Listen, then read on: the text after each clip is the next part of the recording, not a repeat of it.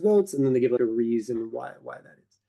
So why could they be wrong in this decision? Argue with this idea that the five nations are the only ones that have the right to cast vetoes.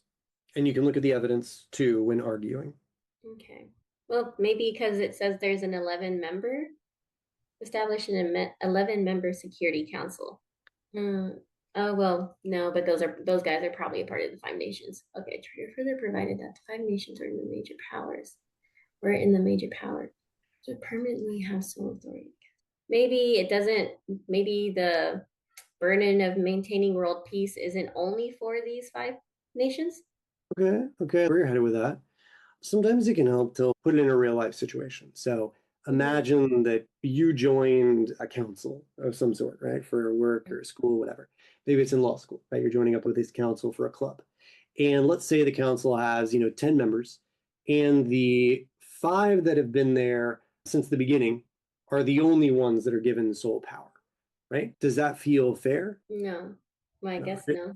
Well, I imagine you may eventually someday Yeah, that power for yourself, right? yeah. But notice the way they phrase it. It say that the five nations that were then the major powers would permanently have it. It's like, well, wait a second. You made this decision back in the day on who was the major power then, but you're not taking into consideration Oh what yeah, maybe there's new world powers now. exactly. What if there's other world powers out there, right? Shouldn't Mm-hmm. they also be part of this decision making? Because they're going to be the ones that'll also have to, shoulder this burden, right? Kind of thing.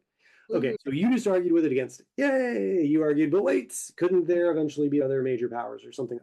Okay, Yeah, now the author argues back.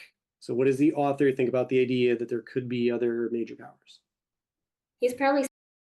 But even if Hmm. the patterns are the same, it's possible, or they seem to be telling us that what is different though, Well, this one's heated instead of instead of like bumps, I guess.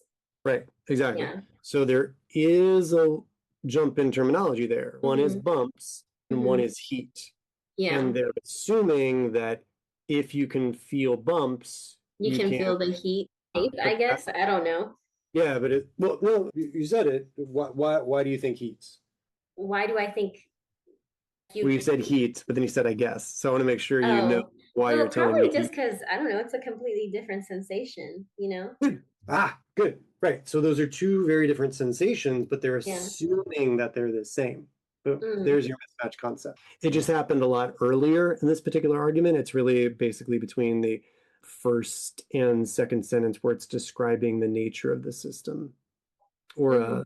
third sentence even where it brings up the thermal aspect. No, it says Yeah. heat in the second sentence. So yeah, first and second with raised dots versus heat. Yeah.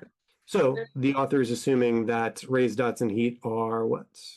Both the same type of, you can register them the same, basically, If you you can know, do one of them, you can do the other one.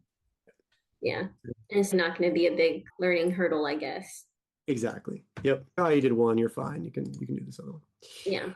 All right. So what would you Um, choose? okay. Braille's the only symbol system that can be read. Probably C, but I haven't read D or E yet. Yep. Go ahead and if you want, take a peek at D&E. That's fine. Yeah, no, it's just C. Yeah, that's the right answer, I Yeah. think. Good. Good. Do you feel good Okay. about that? Yeah, I do. All right.